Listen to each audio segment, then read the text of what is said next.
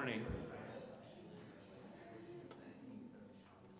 Good morning, and thank you for joining us for this exciting event. We're grateful to the Humanities Alliance and the Everett Community College Foundation for making this talk possible. We're privileged today to welcome back our friend Greg Wolfe, who has visited us on 2 previous occasions. The first time to talk about T.S. Eliot's literary revolution, and the second time to talk about why TV has fallen in love with literature. Both of these talks are available on YouTube if you want to view them. Greg is a graduate of Hillsdale College and Oxford University. He has for many years been writer-in-residence and director of the Creative Writing MFA program at Seattle Pacific University. He's also the founder, editor, and publisher of Image, which Annie Dillard has called one of the best journals on the planet. In 2014, Hillsdale College hosted a series of events to celebrate the 25th anniversary of Image and to honor Greg for his passionate commitment to truth, goodness, and beauty. Greg is married to the novelist Suzanne Wolfe, and they are the parents of 4 children. Please join me in welcoming back Greg Wolfe to talk about faith in the stories of American writer Ray Bradbury.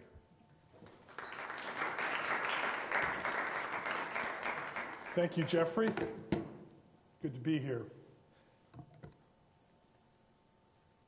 No, this one should be off. We don't want 2 forms of amplification. Just give me a second to get all my technology organized here.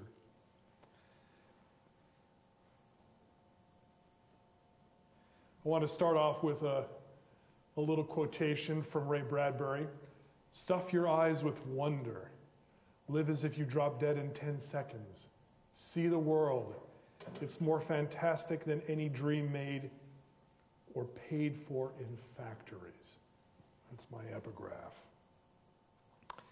Now, I don't know how many of you are astronomy fans or follow what's going on in the larger world of space exploration, but this photograph is of the surface of Mars. If you look carefully, just to the lower left of center, you'll see a kind of discolored area. That is a photograph taken by an orbiting satellite around Mars called HiRISE of the landing site of the Mars Science Laboratory Curiosity rover, which landed there on the surface of Mars on August the 6th, 2012. That site was given an official name by NASA just a couple weeks later, on August 22nd, 2012, on the occasion of the 92nd birthday of Ray Bradbury, who had died the previous June.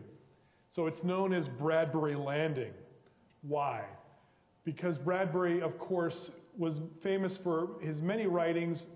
His first breakthrough book was The Martian Chronicles, published in 1950, a series of interlocked short stories. In researching this talk, I discovered that way back in 1971, the Apollo 15 astronauts had already named another site outside of our planet, this time on the moon, a crater called Dandelion Crater, named after Bradbury's famous book, drenched in nostalgia for his childhood, called Dandelion Wine. Now, in order to get yourself, get your name on other planets, you have to be something of a big deal. And Ray Bradbury was a big deal, and I hope that he will continue to be for generations to come. He was an author, of course, above all things. The Martian Chronicles was his big breakthrough back in 1950. Followed by a series of books, including The Illustrated Man, Something Wicked This Way Comes, Dandelion Wine, Fahrenheit 451, perhaps his most famous book about a future society in which books were banned. In all, Bradbury published more than 30 books, close to 600 short stories, and numerous poems, essays, and plays. His short stories have appeared in more than 1,000 school curriculum recommended reading anthologies. That wasn't all. He was sought after by Hollywood. The great director John Huston asked him to write the screenplay for Moby Dick. one of the famous films about the life of Christ, I forget exactly which one, was having trouble figuring out how to end the story. Figure that one out. So they hired Ray Bradbury to come in and try to figure out how to end the story of Christ's life. He came in and he wrote a story about Christ's departure that was filmed in a very unique way, typically Bradbury-esque. He even had his own series on television called the Ray Bradbury Theater, which ran for almost six years. And, oh, I'm sorry, I'm forgetting my fabulous PowerPoint. This is the Curiosity Rover's selfie. We all have to have our selfies these days. I'm so in love with the word that I forget that I need to show you the images. There you can see the Bradbury landing. Then there's Curiosity Rover likes to tweet. So here's the official tweet from the rover. And then they added this, happy birthday, Ray Bradbury. So there's I love these old sci-fi novel covers. Here's the Martian Chronicles, Dandelion Wine, Illustrated Man, etc. Fahrenheit 451, by the way, was made into a film by the French director Francois Truffaut. So a little different than you might expect. Not exactly an action-adventure version, but intriguing nonetheless. There's the famous still from Fahrenheit 451. In the novel, the guy who's the protagonist is known as a fireman. Except instead of putting out fires, he sets fires. That's the joke. I guess you had to be there to get that one. Read the book. There's the Ray Bradbury Theater. Of course, Bill Shatner is there, holding down the science fiction front. Jeff Goldblum, Peter O'Toole, Drew Barrymore. Not bad. He even eventually got his own star on Broadway. Now, where did all this begin? It began in 1920 in Waukegan, Illinois. Ray Bradbury was born there and raised there, eventually moving in his later high school years to Los Angeles. But Waukegan, small-town America, Midwest America, was his roots. And that's what he's chronicled so beautifully in Dandelion Wine. He wrote many things about his childhood, but I want to share just one, a kind of major epiphany, a moment when he was 12 years old that changed his life. And I love this story so deeply. And I'm going to tell it to you in Bradbury's own words. Bradbury wrote, during Labor Day week of 1932, a favorite uncle of mine died. His funeral was held on the Labor Day Saturday. If he hadn't died that week, my life might not have changed, because returning from his funeral at noon on that Saturday, I saw a carnival tent down by Lake Michigan. I knew that down there by the lake, in his special tent, was a magician known as Mr. Electrico. Mr. Electrico, that's his childhood home in Waukegan. Still there, SUV included.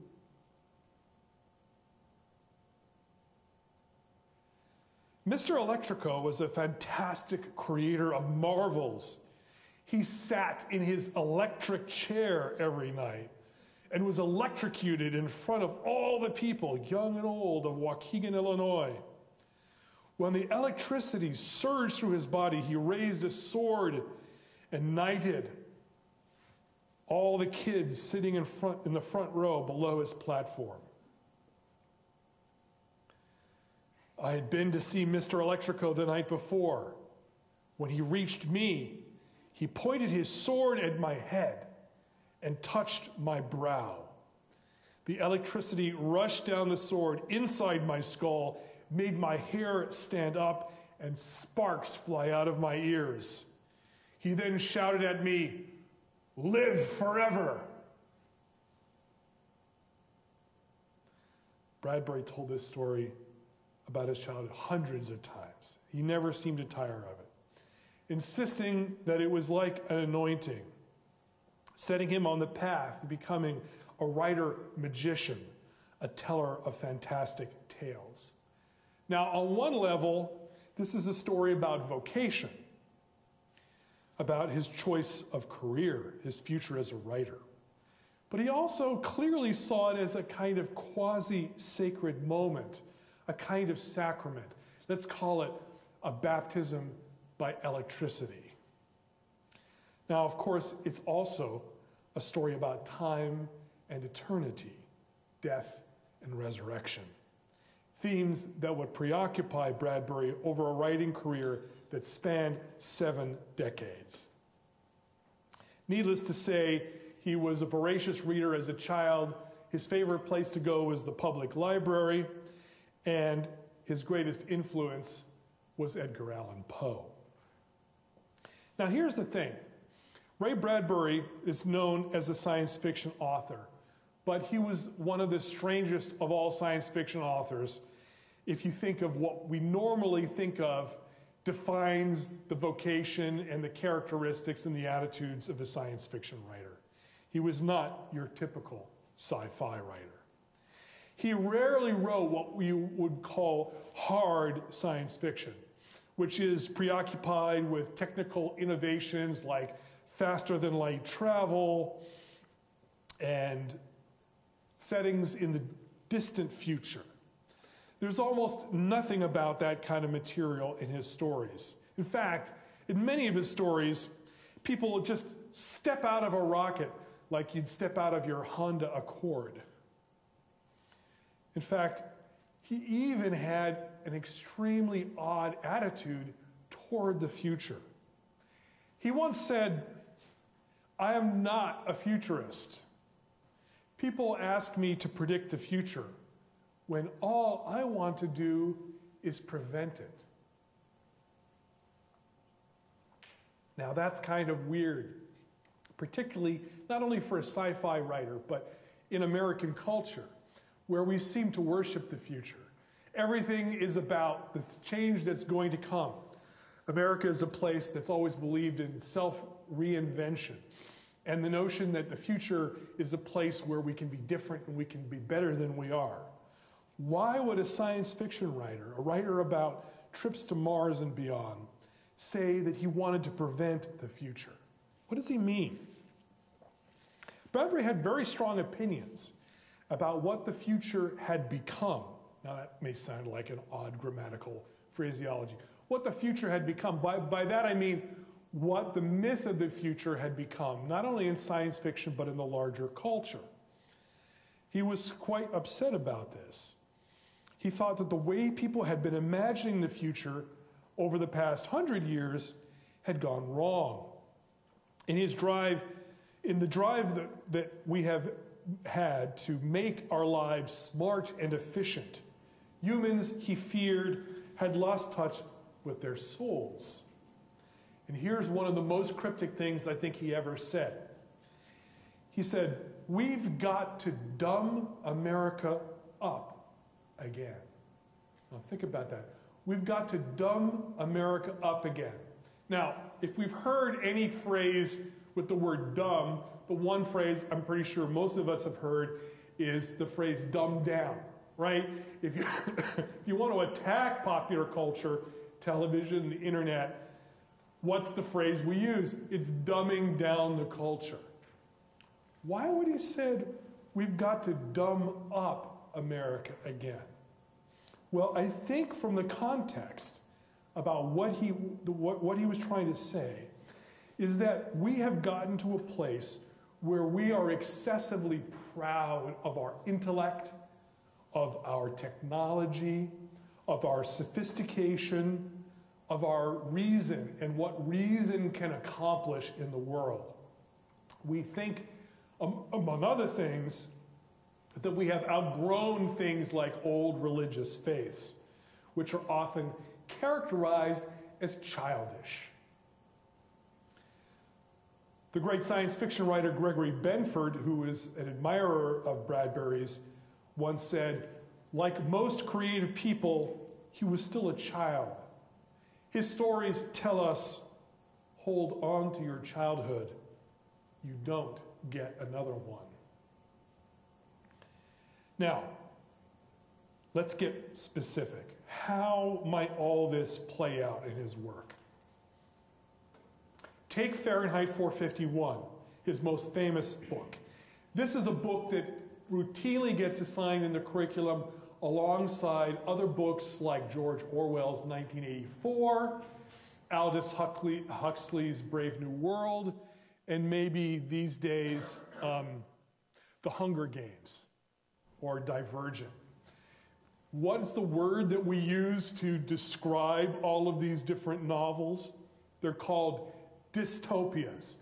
Now, dystopia is simply the opposite of utopia. If utopia is the word that's used to talk about a world of perfection, a world where everything is good and right, everything is as it should be, a dystopia is where everything is wrong, where things are bad, where society is in a crisis, usually through some kind of terrible oppression of the people, where the government is sort of fascist or controlling in some way. Now, Fahrenheit 451, because it's about a society that burns books, destroys books, and people who are found reading books, of course, are subject to getting burned along with their books, is often lumped into this category of dystopia. But Bradbury never liked that. He always resisted the categorization of Fahrenheit 451 as a dystopia. According to his biographer, Sam Weller, Bradbury insisted that Fahrenheit 451 was not really about censorship or Big Brother being the term you may recall from George Orwell's 1984, the notion of this government that controlled everything. He insisted that Fahrenheit 451 was not really about censorship or Big Brother at all, but really a novel intended as a searing indictment of the looming cultural distraction of technology, most notably television. In Bradbury's fictional society, Weller writes, citizens surround themselves with wall-sized televisions as a form of mindless escape. In that sense, I would argue, Fahrenheit 451 is much closer to Huxley's Brave New World than it is to 1984.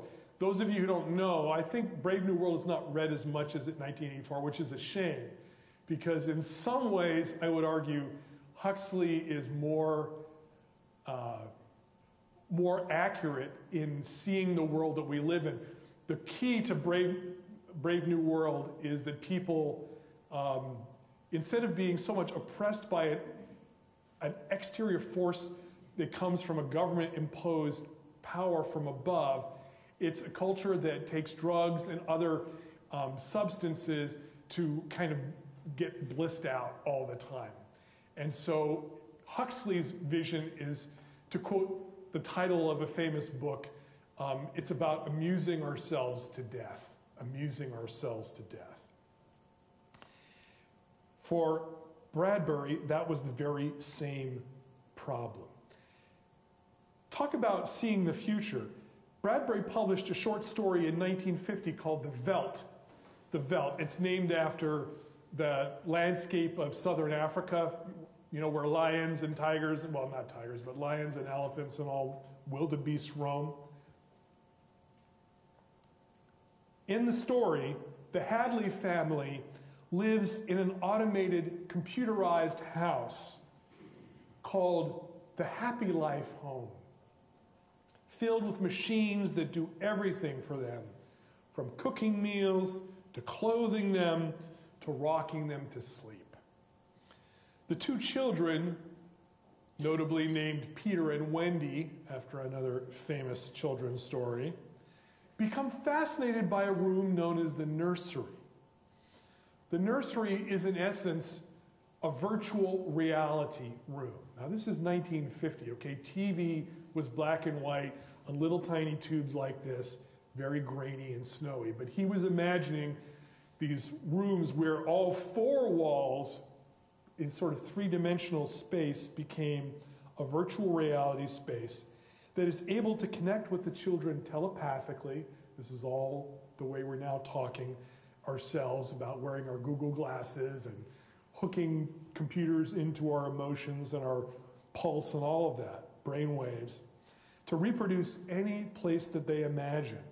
And of course, one of the places that they imagine is the veldt, the place where lions roam. In fact, they become so enamored by this that they lock the door and keep their parents out until, well, let's just say the story doesn't go well for the parents. I'll leave the rest up to your imagination. I'm going to include a few spoilers.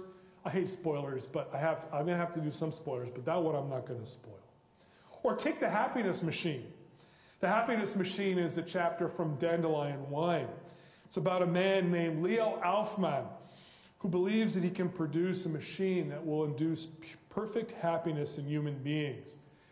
He builds it in his backyard. He tests it. He thinks it's perfect. Finally, he convinces his wife to go inside. Oh, I'm forgetting some of my other. Okay, now there's the happiness machine. This is from one of the Ray Bradbury theater episodes. For those who are fans of older actors, that's Elliot Gould who plays Leo Aufman in the story.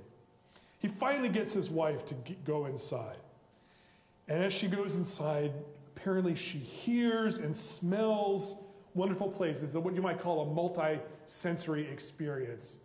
Kind of like going to, Universal Studios or Disney World, where you can go in those auditoriums where you not only see things in 3D, but get little sprays of water and you can smell, anyway, all that kind of thing. This is, again, decades ago. She goes inside and she smells and hears these wonderful, she sees Paris, she sees Rome, she sees the pyramids. She feels herself to be dancing and gasps, amazing. And then she starts to weep uncontrollably. She says it's the saddest thing in the world. She had never missed any of these places in her life. Now she misses them terribly because she's never been and she knows she never will go. Now she wants to see Paris, but it's going to be impossible. The machine made her feel young again, but she'll never be young again. It's all a lie. None of it's real. The happiness machine turns out to be a sadness machine. The problem is that we have to go back to reality, and reality is not like that. There are dirty dishes to be washed, beds to be made, children to be fed. Moreover, it is not even desirable to have these wonderful experiences all the time, to be constantly blissed out. She says, let's be frank, Leo. How long can you look at a sunset? Who wants a sunset to last? Who wants perfect temperature? Who wants air smelling good always? So after a while, who would notice? Better, for a minute or two, a sunset. After that, let's have something else. Sunsets we always liked because they only happen and go away. When Leo replies, this is actually very sad, this briefness, this passing ephemeral nature of the good, she says, no. If the sunset stayed and we got bored, that would be the real sadness.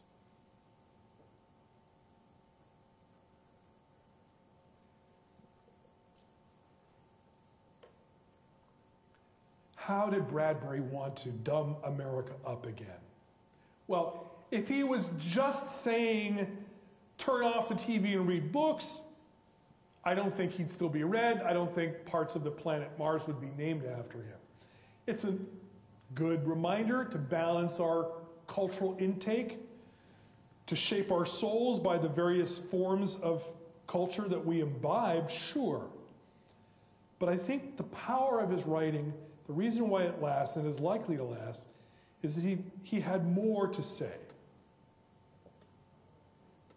Oddly, in all the tributes that were paid to Bradbury after his death, from lengthy newspaper obituaries to dozens and dozens of blog posts, one aspect of his life and work has been conspicuously missing: the centrality of faith, of religious faith. It's an unfortunate omission because it obscures much of what makes Bradbury's vision distinctive and timeless. Now, yes, the tributes pointed out the role he played in elevating science fiction, taking it from pulp magazines to the literary mainstream. That was one of the things that Bradbury did. But it begs a question. Yes, it's true that the lyrical prose that he published was more about wonder and beauty than about hard science and technology. Yes, it preserved a humane vision of the world, but the question that's begged is, in order to have a humane vision, you have to have an understanding of what constitutes humanness. A vision that's humane is a vision that's human. Who are human beings? What are they like? What are their deepest needs?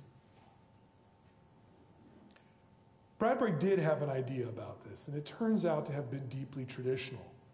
A marked contrast with the almost religious fervor that many science fiction writers show towards science and technology as saviors, or potential saviors, writers like Robert Heinlein and Isaac Asimov. In The Martian Chronicles, one of the characters describes the modern dilemma in this way. They knew how to live with nature and get along with nature. They didn't try too hard to be all men and no animal. That's the mistake we made when Darwin showed up. We embraced him and Huxley and Freud, all smiles. And then we discovered that Darwin and our religions didn't mix, or at least we didn't think they did. We were fools. We tried to budge Darwin and Huxley and Freud. They wouldn't move very well. So, like idiots, we tried knocking down religion. We succeeded pretty well. We lost our faith and went around wondering what life was for. If art was no more than a frustrated outflinging of desire, if religion was no more than self-delusion, what good was life? Faith had always given us answers to all things, but it all went down the drain with Freud and Darwin. We were and still are a lost people.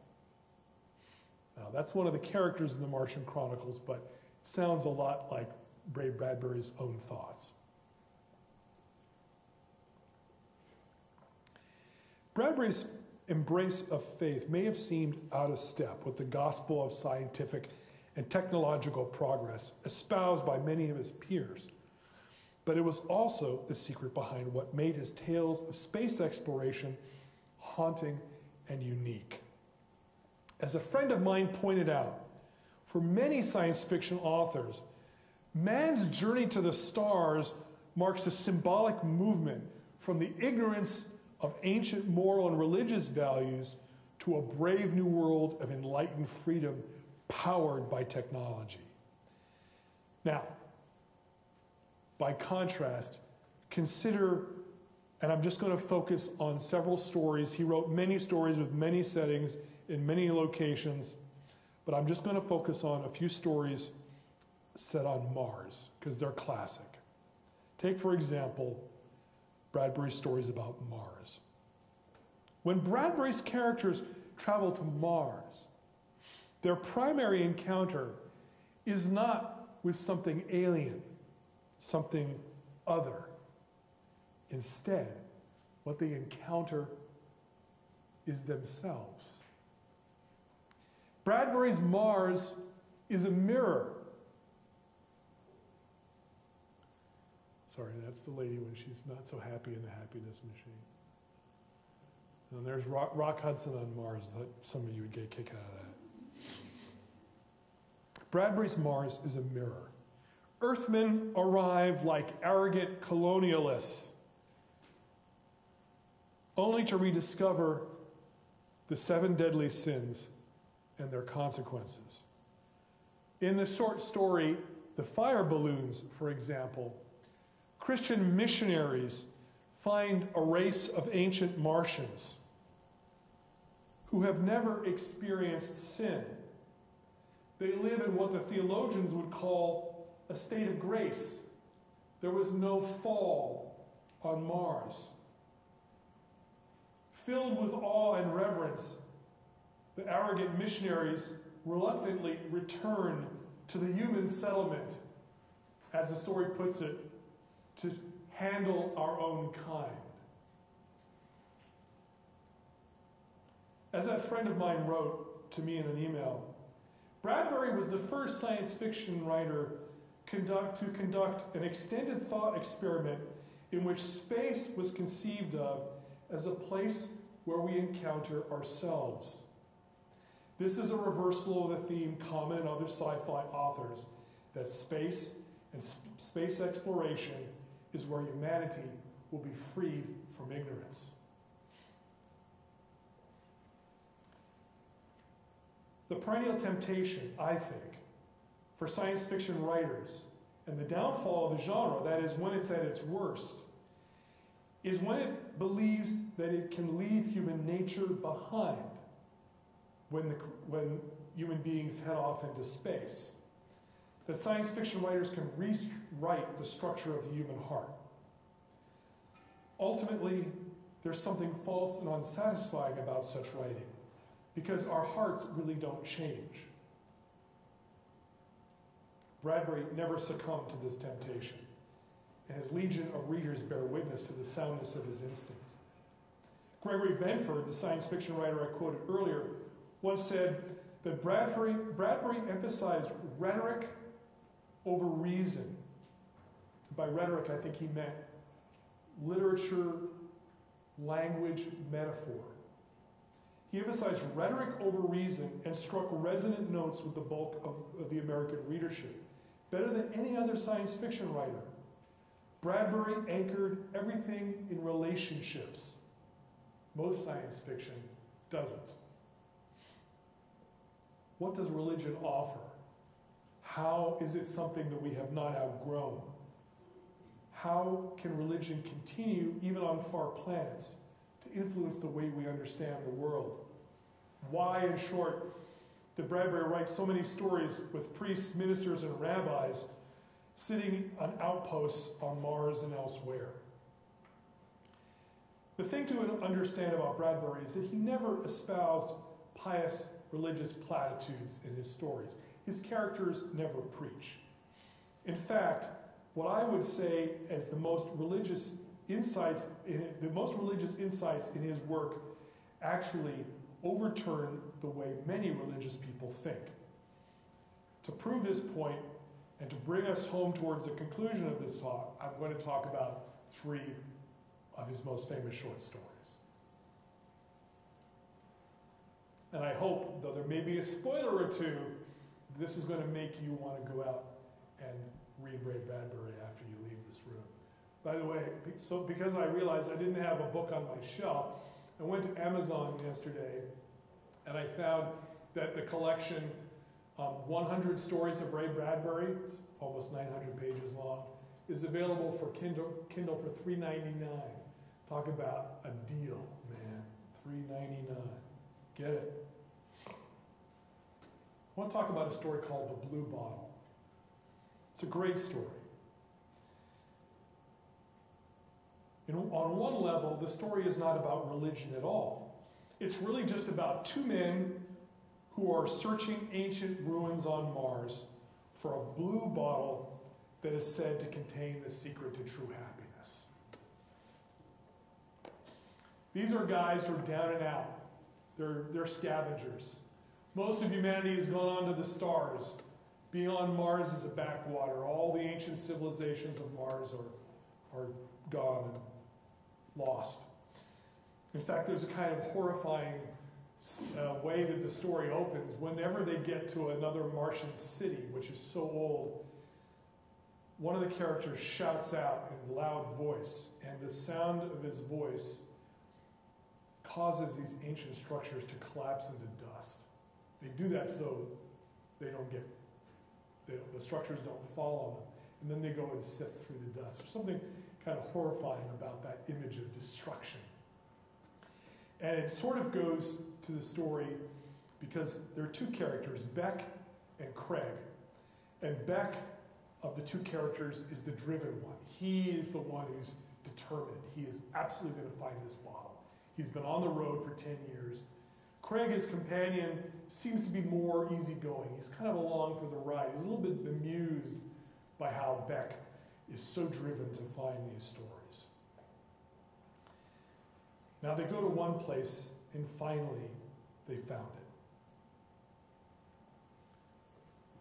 But just before they find it, Craig is trying to say to Beck, why are you so desirous of this blue bottle? What are you looking for?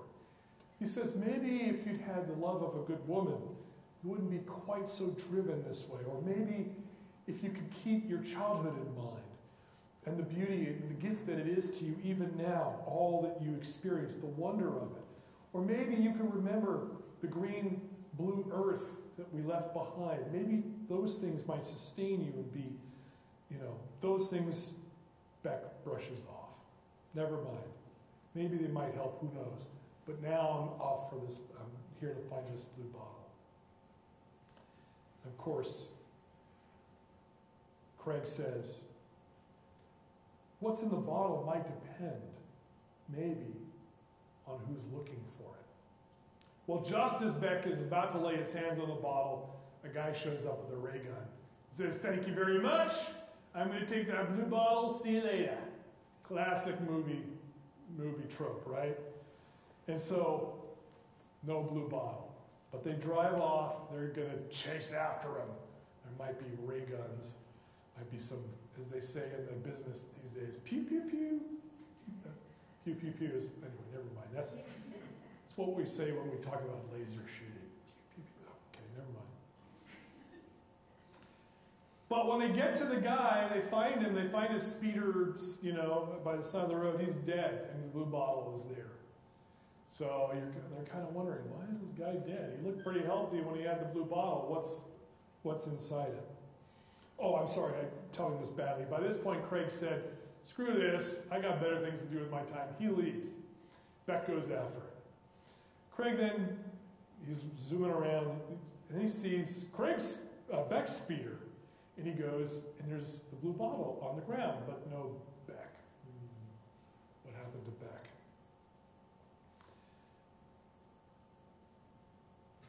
He picks up the blue bottle, Craig does. He opens it, and he takes a long swig. It's bourbon, and it tastes good.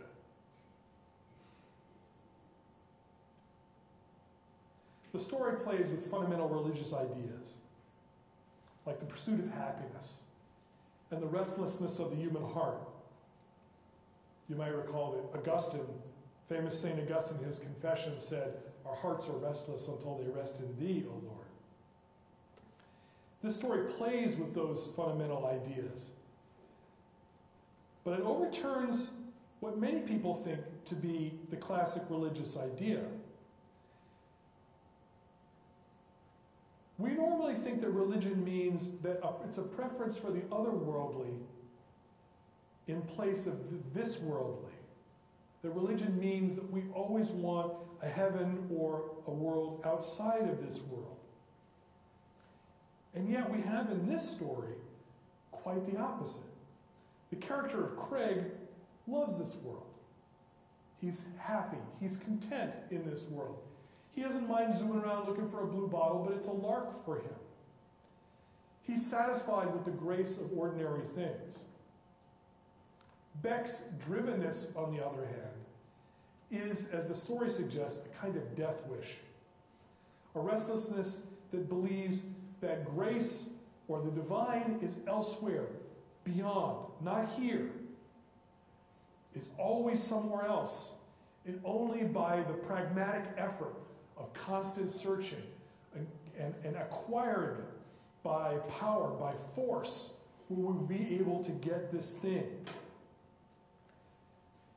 The sad truth that Bradbury's story tells us is that kind of pragmatism, that kind of inner emptiness that can never be filled is in fact the enemy of truth and happiness. And that our ability to see grace in the ordinary, in the present, in the swig of bourbon, is in fact truer and closer to the divine. Take another story. It's from the Martian Chronicles, and there it's called Night Meeting, but it's also published separately in anthologies as The Messiah. It's a haunting story. It starts, and this sounds like a joke, it starts with a priest, a minister, and a rabbi. You think you're about to say, priest, a minister, and a rabbi go into a bar, right? Well, they don't go into a bar, but they're having drinks together. It's the end of a hard week. They've done their Sabbaths. They're talking about their life and how they're trying to minister to the folks on Mars. We're also talking about the Martians, who have turned out to be rather elusive. They are very skittish. They are shy. They don't want to be seen. They're very hard to minister to. One of the things that the Earthmen discover after they've established their settlement is that the Martians have this capacity to appear in the guise of human beings themselves. And so they can slip in amongst us. Kind of shades of Battlestar Galactica. It's like the Cylons, they look exactly like the humans. You young people, it's probably already old news, but Battlestar Galactica, one of the great sci-fi epic shows ever. Really cool. Sorry, getting carried away there. So, the radio says, there's a Martian loose in our town. Be aware. Give it a wide berth. Let it go. Now, of the three, the priest, Father Niven, is the one that the story continues with. He goes to bed, but he wakes up strangely in the night. He's not sure why. He thinks he hears something in the chapel. He goes into the chapel, and there's only candles. Oh, there's the blue bottle. See, I'm totally screwing up my PowerPoint goodness here. All right. Father Niven goes into the candlelit chapel. He hears noises. It's kind of scary. This is from a scene from that Ray Bradbury theater version of this. And then he hears the sound of drops in water falling. And of course, there's a font where the baptismal water is. And then he begins to see drops of blood falling into the water. And then he steps forward, and he's filled with dread. And he sees the image of Jesus. He sees what he thinks to be Jesus himself. In fact, with the stigmata from his crucifixion, with the crown of thorns. Again, that's a still from the scene. And of course, he falls on his knees in worship. Then he notices something odd. He notices that Christ seems to be suffering and fearful and distressed. Now, his God, his Lord and God should not be that way. Well, he is. And suddenly the Martian speaks, and he says, I know what I seem to be, but I'm not what you think I am. Please release me. And the priest says, what do you mean release you? He says, your desire, what you want to see, is making me this way. And until you turn your eyes away, I will not be allowed to go. And I will continue to suffer and to bleed and to die. Please let me go. Well, for the priest, this is what he's always longed for. We all, those of us who, care about faith, want to see God, want to see the object of our devotion. And so it's so real and so palpable that the priest struggles with doing this. Finally, he does. And the story ends. Now, you might think, here's another story that is either anti-religious or overturns traditional religious ideas. After all, one of the most classic criticisms of religion is that it is our projection of what we want to be true onto the world. And they use the classic idea from psychotherapy of projection. We project onto reality. So in one way, some of these new atheists like Sam Harris or Richard Dawkins might look at this story and say, perfect example of how religion is just wish fulfillment. It's just what we want to be true projected onto the world. But the story's more complicated than that. Think about it for a moment. The rabbi early in the story has said, you know, somehow I think these Martians are more human than human beings are. And that's a little thought that you have to have tucked away in your mind. What distinguishes the Martians? The Martians have the capacity for empathy.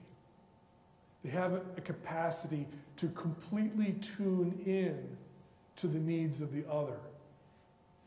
And because of that, they want to be to others what the others need and want them to be.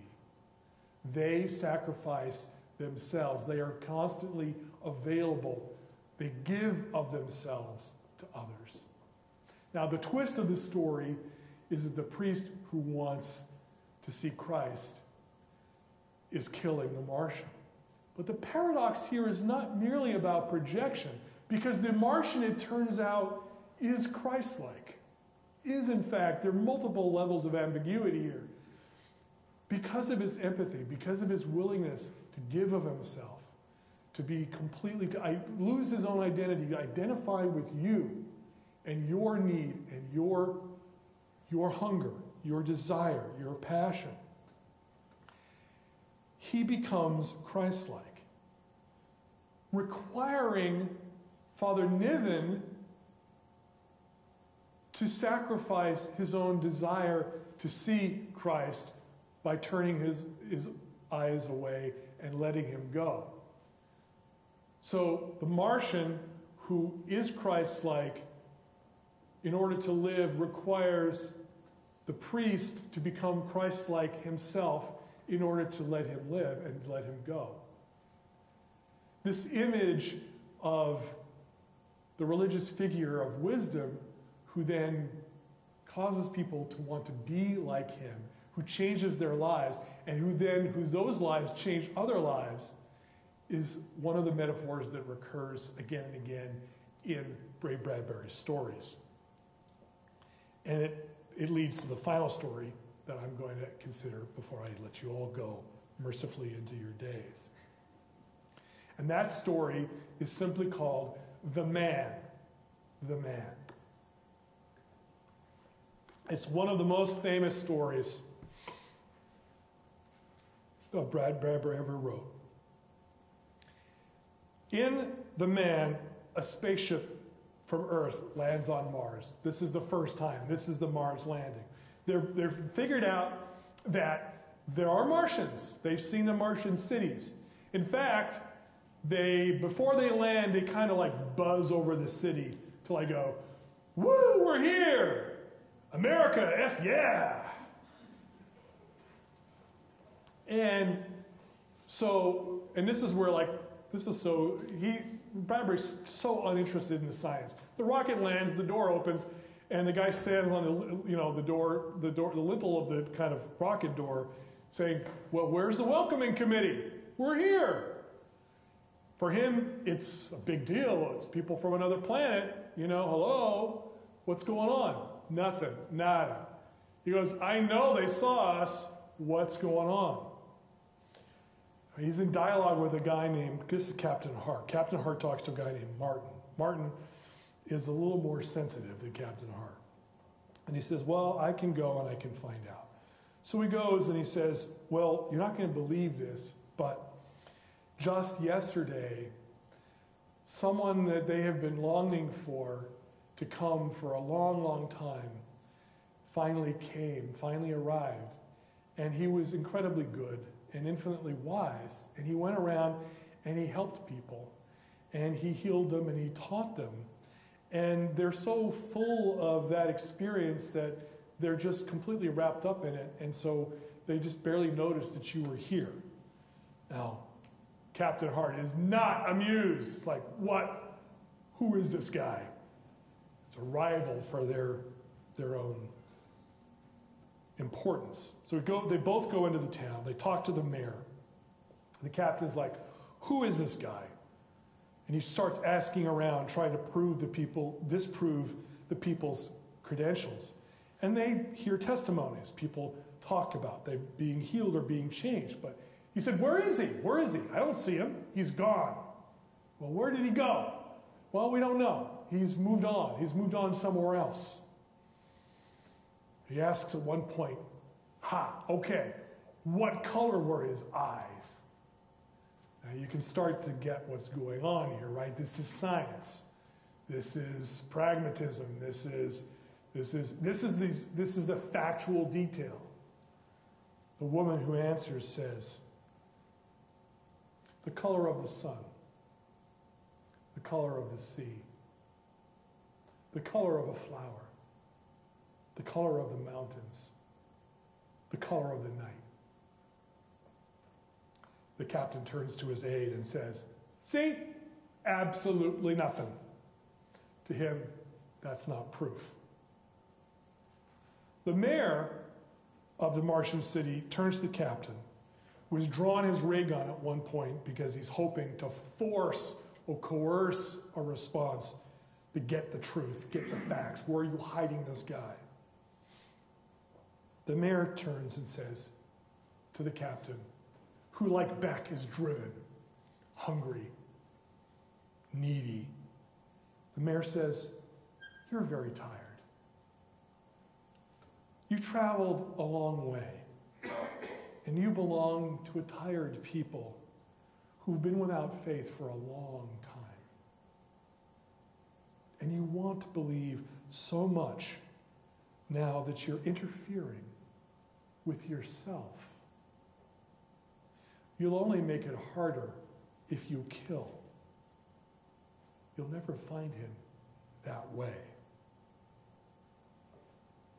When the captain finally becomes convinced that the unnamed man has gone on to another planet, he jumps into the rocket and roars off after him. Meanwhile, his aide has decided to stay behind. The irony of the story, of course, is that the captain remains oblivious to the man's continuing presence among the people he has touched. At the end of the story, the mayor turns to those gathered around, including the aide who has decided to stay, and he says, come along now. We mustn't keep him waiting.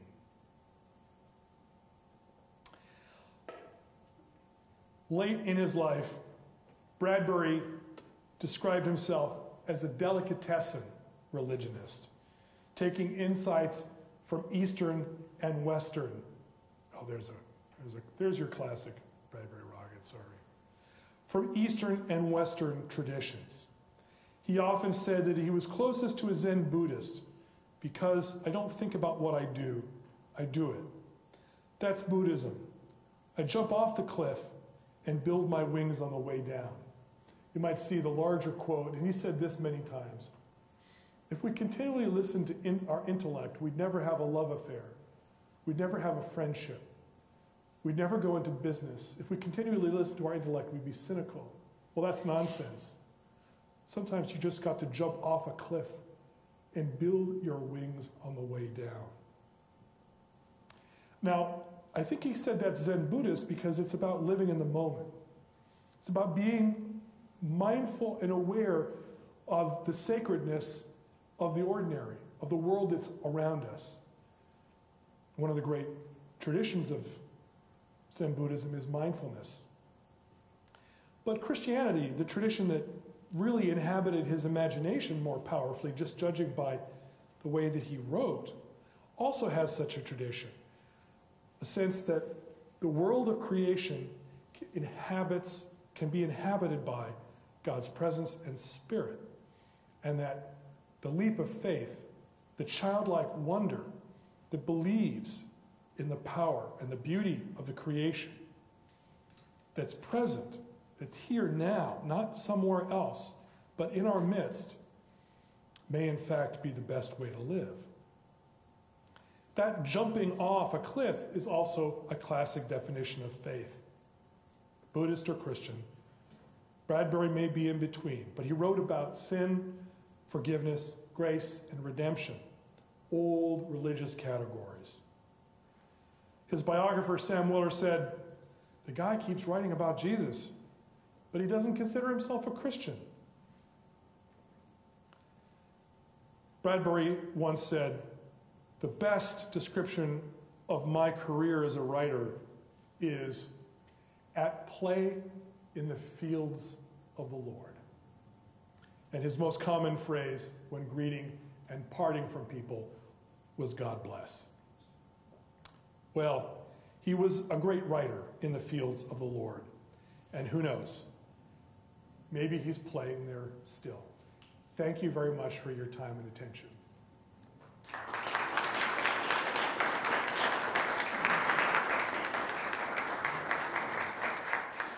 So I've been told that we have the traditional opportunity for Q&A. So questions, comments are good too. I like comments. Criticisms, your favorite science fiction novels, whatever. Yes, ma'am. I did a little bit of research about you last night, and there I found some interesting information. Uh-oh. I think things listed you as one of the preeminent writers of our time. Uh-oh. And, That's a lot. and I know you teach at Seattle Pacific University. Yeah. So my question to you is, in your personal faith, how do these stories, how does this lecture topic personally affect you? That's a great question. What I tried to say in the talk, and maybe didn't say it as well as I would have liked, is what I love about the role of religious faith in these stories of Bradbury is that they often seem to play into the arguments of people who criticize faith as old-fashioned. Like, he writes a story like The Messiah, which seems to walk right into the classic notion that we project, that religion is what we want to be true. It's not a description of reality. It's wish fulfillment. It's sentimental. It's what we want to believe. And our desire is so intense that we project it onto the world. So why would he do that? Like, I'm used to people of faith being kind of defensive of their faith. And it seems like a strange thing for a guy who thought religion was a source of wisdom and truth for the world, that he would do that. But then, as I read that story more deeply, I then sensed those ambiguities and paradoxes. How instead of it just fulfilling that cliche about religion as projection, it actually makes us think more deeply about our hunger for the divine, our hunger for the truth. And one of the things that I think he's doing is saying to people of faith, I think he speaks to both the secular and to the religious world. What he's saying to the religious world, I think, is your notion that God or the grace or the divine or redemption is always somewhere else is mistaken. Your notion that this world is crummy and lousy and this other place is great is in fact inhuman. And it belittles the creation, the God's creation. And the really religious view is the view that believes that God has come to and inhabits in some way his own creation, that we can experience it here and now, that we can have a kind of, that the world is a gift, and that the ordinary is sacred. And I like the way that he plays so dangerously, he risks so much by seeming to give in to that classic argument against religion, and then he pulls a couple more spins and twists out of it so that your your expectations for the story are upended. And it really, what that does is it makes you think. It makes you really reflect. It's not like the story has like a moral, like you go to a vending machine and a little moral drops out the bottom like a Snickers bar. So to me, that's kind of the genius of his best stories. Sorry. Any other questions, comments? Sir? In my mind specifically, but also in a lot of his stories, Ray Bradbury continually emphasized the importance of impermanence. We can pull this straight from Buddhism, where he puts weight on the, as the happiness machine, that beauty cannot be permanent, that we must remember and hold in nostalgia that which is true. How do you think, in your and Bradbury's mind, this can be weighed in with the divine? Well, that's a great question. I think his answer to that is, we're often distressed by our mortality, by loss, by things that are passing. But the only alternative to that would be a world that's static and unchanging. And in that world, we would be bored and nothing would strike us as special. That the gift that we've been given is of the glimpse of the sort of the glimmer. What that does is it draws us on. These flashes of beauty come and go, but because they come and go, we value them, and we want to be in a place where we can experience them, but not try to possess them. And so all of his stories, or a lot of his great stories, seem to revolve on those who want to possess or capture or hold on to something, and those who receive it as a gift and then let it go. And for him, modern man, with its emphasis on science, empirical proof of everything, trying to map everything, know where everything is, come up with all of the answers, like, is the very restlessness that refuses to accept mystery and evanescence, the passing of things. And that in fact, the spiritual realm is the realm that understands that the need for humility, that we're not going to be able to wrap our heads around all this. We're not smart enough. We have to learn how to be dumb, childlike enough to understand that the way we know the world is in the glimpse, is in the glimmer, is in the thing that's here and gone, but then present in memory, as you say, nostalgia. For him, nostalgia was not a dirty word. He was, some writers will say he was sentimental.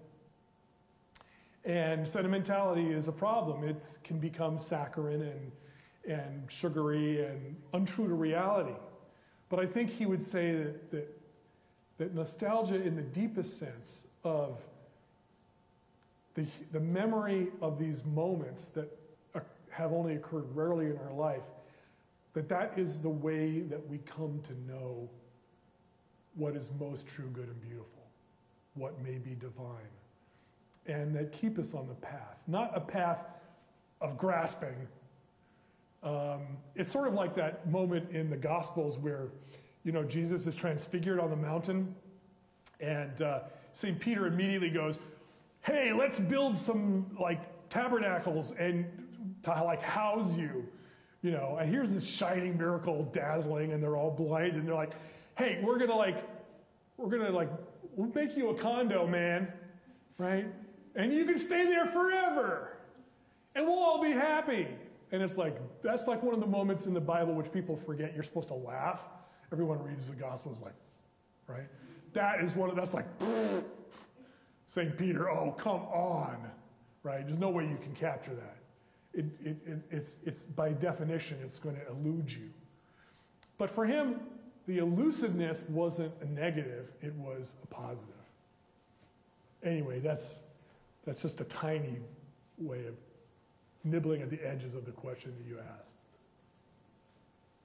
Yes, sir. Do you think that Bradbury would describe himself as a Christian person, or like C.S. Lewis, or like spiritual? I think like a lot of people, he was very leery of labels. That's why he said, if I'm anything, I'm a Zen Buddhist. And then he modified that by calling it delicatessen religionist. No, I don't know if he went to church. I don't really care. I guess, when I read a writer, I try to argue with my students these days. My students are always like I just taught a Hemingway story. And, a hand shot up and said, well, Hemingway was a misogynist bastard. And I said, well, yeah, but he wrote a good story, right? And they're like, well, I'm sorry, that can't be a good story because he was an SOB. And I'm like, no. SOBs can write good stories, and if you try to make literature only by really good people, it'd be a very skinny little book, right? So I think I look to Bradbury's imagination.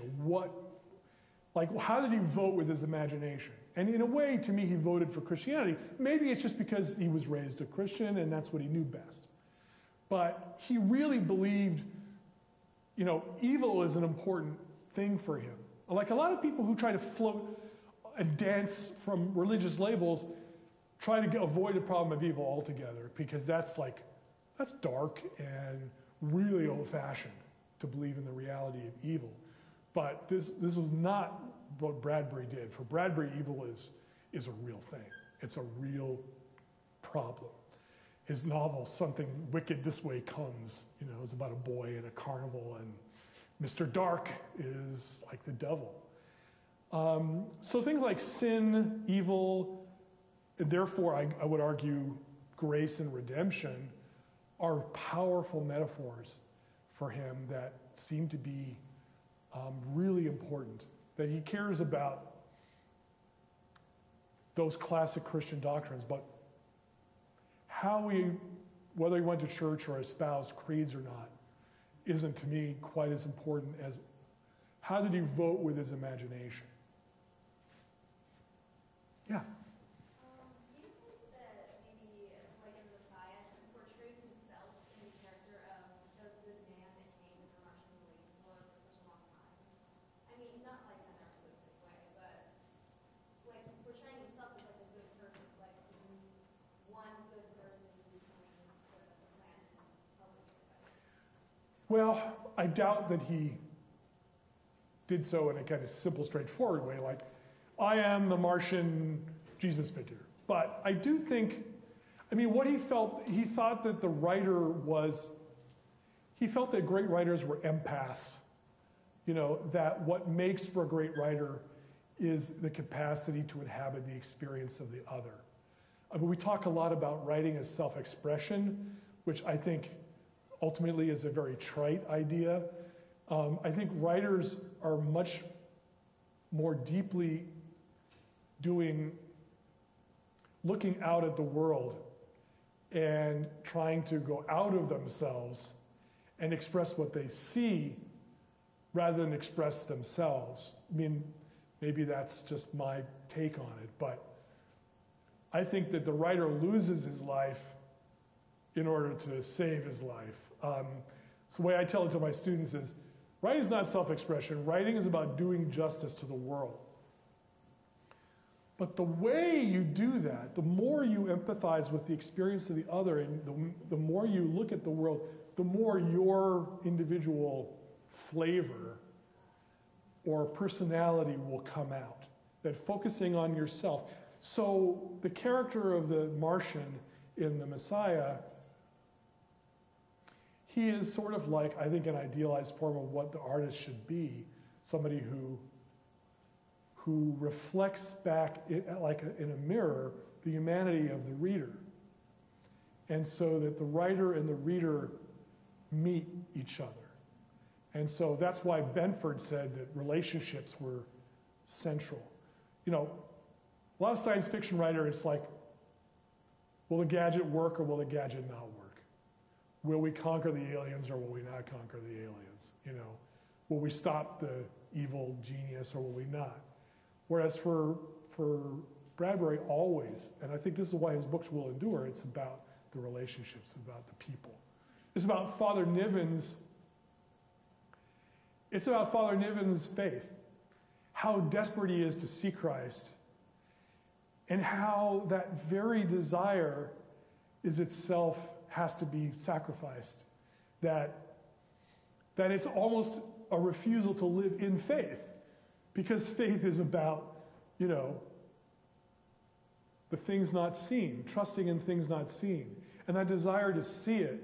So, you know, it's not about the gimmick of the story, the empath who turns into what, but that gimmick is important, but it's really ultimately about Father Niven's faith. So anyway, that's just more like rambling around what you said maybe than answering it. Yes, sir. I'm curious about what you make of a story that doesn't seem to have people like There Will Come Soft Rains. Oh gosh, I forget that one. Can you remind us? Like a post-Holocaust story, there's no people, the house goes crazy, trying to defend itself. Oh, fascinating. Yeah, gosh, I may have read that one once. No, Yeah. I'm curious, because when you're focusing on relationships, and that's a story that seems to have no relationships in a sense.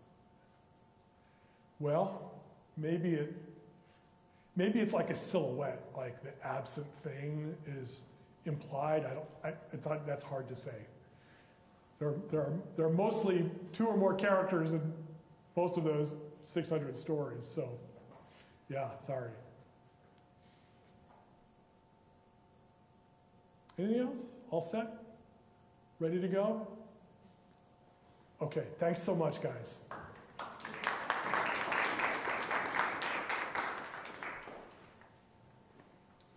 Have a good one.